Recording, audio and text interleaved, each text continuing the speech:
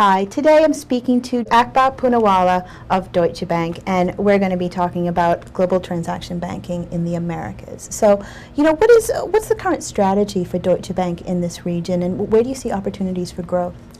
Well, thanks very much for the opportunity to discuss Deutsche Bank's presence and Deutsche Bank's strategy in the region.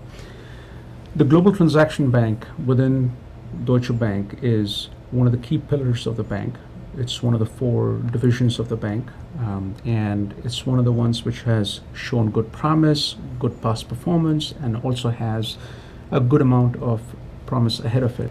Within the global transaction banking, Americas is a significant contributor, and there we continue to see good opportunities of growth, both in Latin America as well as in North America, specifically in the areas of cash, trade, and custody. With regards to where we see the opportunities, we're seeing more cash-related opportunities coming from Latin America, Brazil in particular, as well as in the client segments such as insurance companies, asset managers, non-bank FIs, and broker-dealers within the North American landscape. Essentially, our strategy going forward is to pursue smart, efficient, and conservative growth. So very mindful of the risks, very mindful of the resource allocations and the overview of the economic landscape.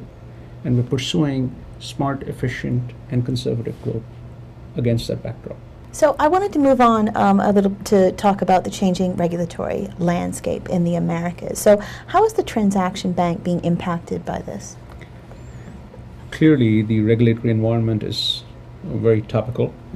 Everybody's being impacted by it across the financial industry. The global transaction banking businesses are also quite impacted given the increase in regulatory requirements, both in the US, but also ones that have global implications. In order for us to provide for the increased regulation and regulatory compliance, banks have had to step up their investment and make considerable new investment in technology and solutions in order to be in compliance with the regulatory requirements. This is going to likely lead to further consolidation in the services that are provided by certain transaction banks or the number of transaction banks that are willing to offer them at a certain price. So with regards to Deutsche Bank, we're very committed to being one of the banks that continues to act as a trusted partner to its clients and offer them the best-in-class solutions, not just in terms of the product and services, but also in terms of products that meet regulatory compliance, regulatory requirements in the US and globally. So I wanted to move on to talk about Sibos, which is in Asia this year. It's being hosted by Osaka in Japan. What do you think some of the major themes that clients will be expecting to talk about at this year's Sibos? Sure.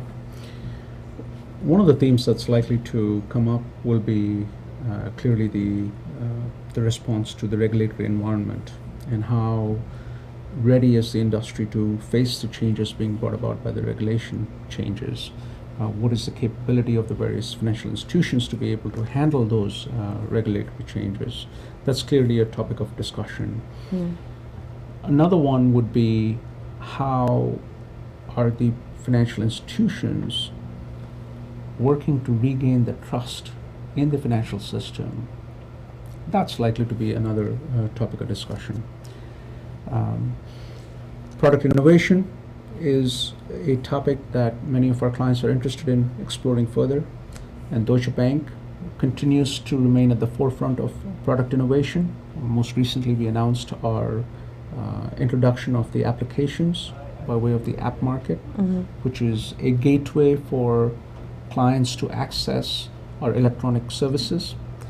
Yet another innovation is the expansion of our RMB capabilities, which is quite apropos because here we are in Asia and we're expanding our cash and trade services across Asia and more particularly in the RMB product.